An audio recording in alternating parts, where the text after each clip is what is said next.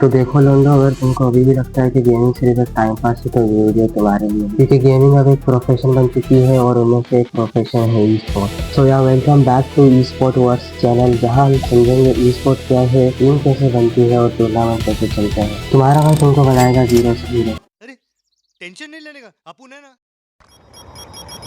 Simple way में समझाओ तो ई स्पोर्ट मतलब इलेक्ट्रॉनिक स्पोर्ट्स, जहाँ पे वीडियो गेम्स को कॉम्पिटिटिव लेवल पे खेला जाता है। जैसे क्रिकेट में टूर्नामेंट्स और टीम होती है, वैसे ई स्पोर्ट में भी प्लेयर्स और टीम होती है जो कि आपस में कम्पीट करते हैं for prize money, trophies and fame. पैसा ही पैसा होगा। Free Fire, BGMI, Valorant, Apex Legend, ये सब कुछ गेम है जिनका कॉम्पिटिटिव सीन है। बट आज हम स्पेसिफिकली फ्री फायर की बात करेंगे। फ्री फायर में दो मेन ग्लोबल चैंपियनशिप होती है, एक है फ्री फायर वर्ल्ड कप और एक है फ्री फायर वर्ल्ड सीरीज। यहाँ वर्ल्ड की 18 टीम आपस में कम्पीट करती है फॉर द चैंपियनशिप।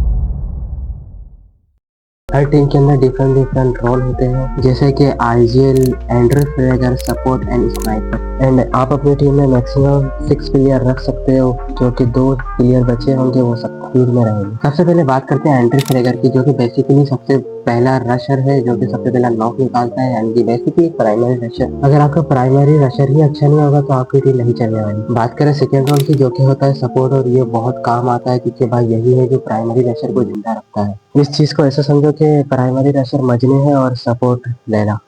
अब बात करते हैं सबसे मेन रोल की, जो कि टीम का बैकबोन होता है, जो कि टीम को संभालता है, जो कि बैकऑफ लेता है, सब कुछ वही करता है। मैं यहाँ पे बात कर रहा हूँ स्नाइपर रोल की, जो कि सबसे क्रूशियल रोल होता है। अगर आपका स्नाइपर बहुत तगड़ा हो तो आप कोई भी फाइट निकाल सकते हो, इवन वो लास्ट जोन की फाइट हो या फिर मिड जोन की फाइट हो। एंड अब बात करते हैं लास्ट रोल की, जो कि होता है आईजीएल। और ये रोल ऐसा है कि इसमें आप कोई भी रोल खेल सकते हो। Basically IGL means in game leader, तो आप इसके साथ रशर भी कर सकते हो, स्नाइपर भी कर सकते हो, सोल्टर भी कर सकते हो।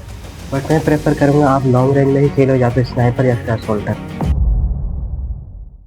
There are 2 types of tournament, first is online, second is offline. Online वाले टूर्नामेंट जिनको हम बूट गेम में या फिर घर में बैठ के खेलते हैं। ऑफलाइन टूर्नामेंट जिन्हें हम लेन इवेंट्स भी कहते हैं। लेन इवेंट पे ऑडियंस ओपोनेंट के सामने खेलना होता है, यहाँ प्रेशर और हाइप दोनों होती है, और यहाँ आपके मुंह के सामने ट्रॉफी रखी हुई होती है। Just imagine how beautiful it is. Hi hi. Scrims मतलब प्रैक्टिस मैचेस, जहाँ पर टीम कोऑर्डिनेशन, स्ट्रेटेजी और रोटेशन के ऊपर काम किया जाता है, और वहाँ पे टेस्ट भी कर लेते हैं अपना पोटेंशियल क्या है। इस चीज को ऐसे समझो कि कल आपका कोई इंपॉर्टेंट टूर्नामेंट है, कोई भी हो सकता है, ऑफिशियल अनऑफिशियल, तो इस वजह से आप उसके एक दिन पहले ही कोई भी स्क्रिम्स खेलोगे, पेड स्क्रिम्स, जहाँ पे आप अपनी स्ट्रेटेजी चेकआउट करोगे या फिर कोई नया रोटेशन है वो चेक करोगे, जो कि नेक्स्ट डे आप ग्रैंड फाइनल में अप्लाई करोगे। नाउ लेट्स टॉक अबाउट कि आप ई स्पोर्ट कैसे स्टार्ट कर सकते हैं। बॉस के पास मौका, फैंस को क्या नॉक कर पाएंगे? और finally that is the big winners. EVOS and the world champions at the EWC 2025 from Indonesia. The world champions are EVOS Esports. First point है हमारा मास्टर योर गेम। और गेम को मास्टर करने का मतलब ये नहीं है कि तुम्हारा गेम प्ले तगड़ा होना चाहिए। गेम मास्टर करना यानी आपको बेसिक नॉलेज होना चाहिए, गेम सेंस होना चाहिए। फॉर एग्जांपल, अगर आप रशर हो तो मुझे कब बैक ऑफ लेना चाहिए, कब रश करना चाहिए, मुझे कैसे रश करना चाहिए, ये सब आपको पता होना चाहिए। और एक चीज मैं आपको झूठी उम्मीद नहीं दूंगा, लेकिन अगर आपको ई-स्पोर्ट में ग्रो करना है तो भाई आपके पास डिवाइस होना ही चाहिए, अच्छा डिवाइस होना चाहिए।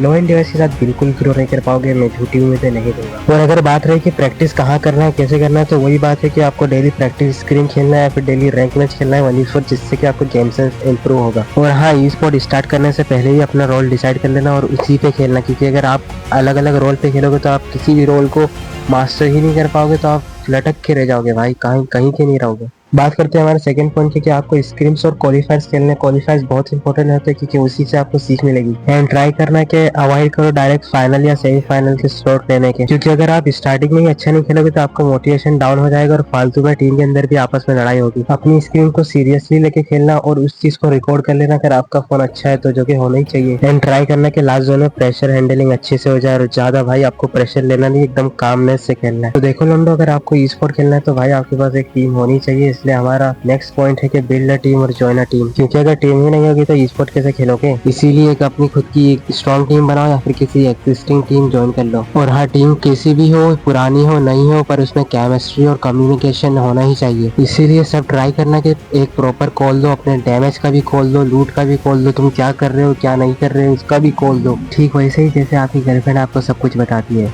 ओ वेट, सॉरी।